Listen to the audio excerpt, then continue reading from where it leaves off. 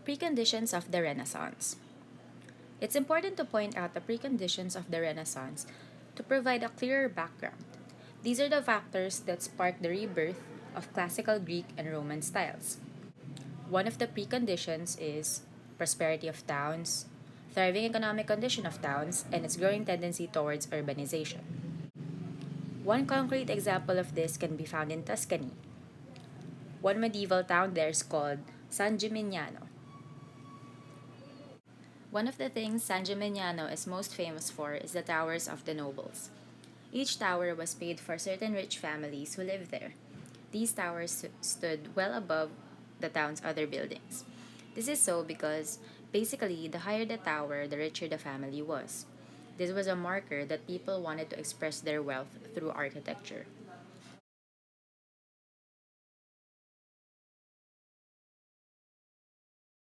Another precondition to the Renaissance is the Black Death. The very trade routes that brought prosperity also brought the Black Death. 1348 to 1350 were the peak years of the Black Death in Europe. An estimated 75% to 80% of the population were dead. Centers of infection were ports. As trade goods were brought in, so were the rats infested with fleas that brought the bubonic plague. The Black Death killed off indiscriminately, including kings. The working class was reduced immensely. Even master artisans died of the plague. Port towns, because of their wealth, were home to the best artisans and crafters. During this time, one could only learn a craft, for example, sculpting or building, through a mentor who has experience and expertise in the chosen field. With a situation like this, learning from previous masters became impossible. Apprentices didn't have mentors who could teach them their craft. What was taught as the way to build was lost as the masters died out.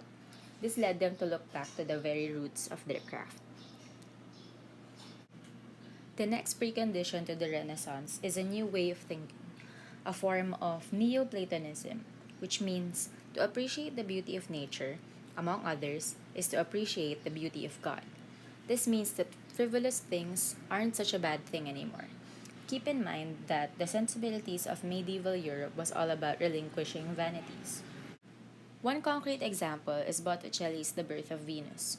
Botticelli was a highly religious man, so you wouldn't think that he would paint the birth of Venus, which not only has pagan connotations, but also bears the female form. It used to be that, because of the church's values, people deprived themselves of seeing such things. But because of this new way of thinking, that changed. The early Renaissance. The 14th century was marked by a renewed interest in the arts and sciences, especially in Italy. The Italians began reading and studying work by the Greeks and Romans with a new intensity.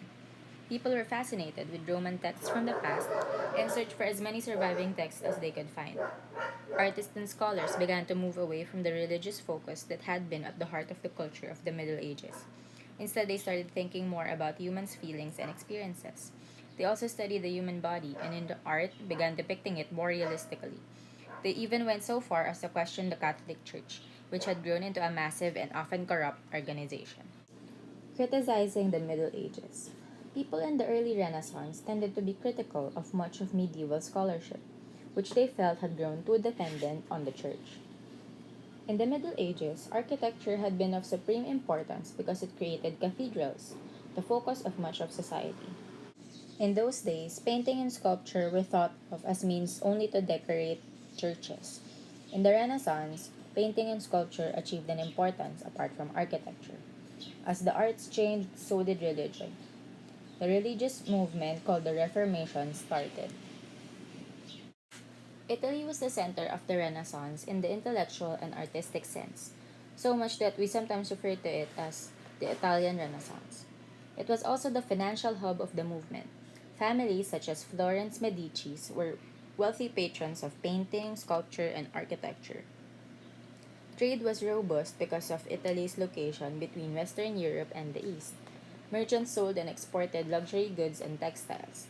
Now people were wealthy because they were making money from commerce, not just land. These people sought to display their status by promoting initiatives in the arts and letters. That Italy would be the center of the Renaissance should be no surprise, because the ruins of ancient Rome were so close at hand. Italian Renaissance architects replicated many of the stylistic elements of ancient Rome, albeit with modern engineering skills along with the humanist influence and ordered rationality. At Florence, one of the wealthiest cities, grand stone buildings included the Palazzo Strozzi, built from 1489 for one of the city's richest families, and the Palazzo Medici Riccardi, designed by the architect and sculptor Michelozzo di Bartolomeo. This was built in 1444 to 1484 for Cosimo de' Medici, head of the banking dynasty.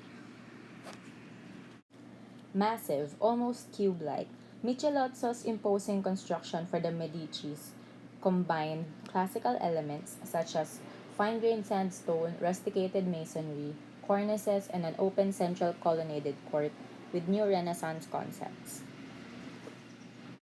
Filippo Brunelleschi. The Florentine Filippo Brunelleschi is widely considered the first Renaissance architect, although his early works were still related to Gothic designs.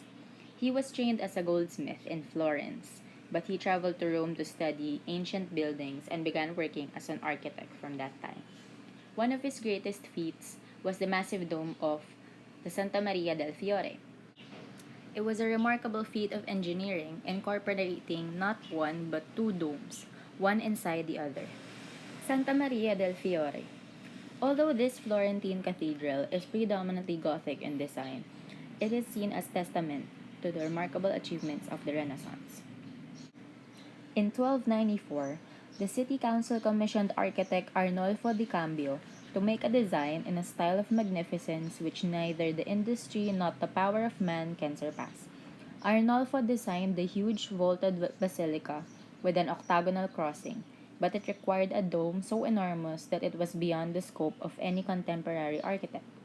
The cathedral's construction continued for over 100 years with various additions and adjustments, but the failure to build the dome remained a source of embarrassment for the Florentines. Then, Brunelleschi won a competition and began building his 45-meter pointed dome around 1420 without scaffolding. It remains the largest masonry dome ever built. The early Renaissance architect, Leon Battista Alberti, is recognized as a founder of modern architectural theory. He asserted that the ideal design is a balance of form, function, and decoration. In 1447, he became architectural advisor to Pope Nicholas V. His design for the facade of the Palazzo Rucellai in Florence included pilaster orderings with Doric, Ionic, and Corinthian columns, rusticated masonry, and a heavy cornice. His facade for the Church of Santa Maria Novella, also in Florence, features a geometric pattern of multicolored marble and an entrance based on elements of the Pantheon in Rome, with columns, niches, and pilasters. From 1450 to 1468, Alberti reconstructed the Tempio Malatestiano in Rimini, turning it from a Gothic church into a Renaissance mausoleum, and basing the facade on an ancient Roman triumphal arch. His 1471 design for the Basilica of Sant'Andrea, also with a colossal triumphal arch, served as an important model for many later Renaissance churches. Italian urban planning. During the Renaissance, Italy was a collection of city-states, each with its own ruler. The Pope in Rome, the Medici family in Florence, the Sforza family in Milan, and the Este family in Ferrara. Through intense rivalry, technical and artistic developments increased, and new towns and cities were planned and constructed. Strict building regulations were set, endorsed by architects' guilds.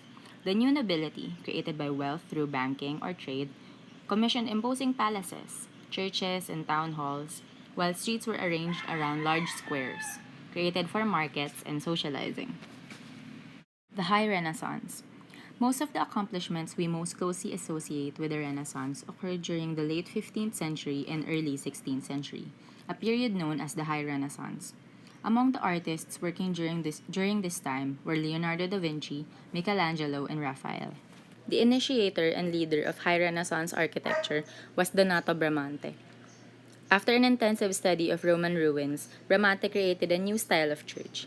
It was centrally planned and based on squares, circles, and octagons. This expressed his ideals of geometry and harmony and incorporated elements of ancient pagan temples. Bramante's clarity of vision and fine sense of scale are expressed in the tiny circular Tempietto at San Pietro in Rome. It's a Doric shrine built in 1502 on the traditional site of St. Peter's martyrdom. The Tempietto is perceived as a high Renaissance masterpiece, fusing classical antiquity with new ideas. The central plan. For a long time, people had spoken of the circle as a divine shape, a symbol of symmetry and harmony. Alberti had written about the presence of the circle in nature and had pointed out that ancient temples had often been circular in plan. Vitruvius also said that if a man fanned out his arms and legs as if he were standing in the middle of a circle, his navel would be positioned right in the center. Leonardo illustrated this concept in his famous anatomical drawing, The Vitruvian Man. Domes were a majestic part of Byzantine buildings, and they experienced a resurgence during the Renaissance. Usually, the dome appeared over the central space of a building. Byzantine buildings often had trussed domes. Roman domes were often made of a single concrete or brick shell. In the Renaissance, builders began using the double shell, as Brunelleschi had done in Florence. This allowed them to create enormous domes that would be stable. Features of Renaissance domes. Saucer dome. A bit flat in presentation so that it does not look quite like a hemisphere, reminiscent of a saucer that has been turned upside down. Hemispherical dome. A perfect hemisphere. The shape lends itself to being built very tall. Usually has a cupola. Oval dome. Appears over an oval section of the church, such as the nave. Triple shelled dome. The external dome is held in place by hidden supports like a brick cone. This support system can then be covered up by another smaller dome that is placed on top. In the 16th century, Pope Julius II commissioned Donato Bramante for a new church on the site and adjacent to the Vatican Palace. The design was in a Greek cross format with four small domes on each extension and a huge central dome, rising to a height of 136.5 meters, raised on four huge piers. The construction would take 120 years. From Italy, largely through the advent of the printing press, the Renaissance slowly spread around Europe, emerging with varying interpretations. France was the first country to absorb and translate the ideas.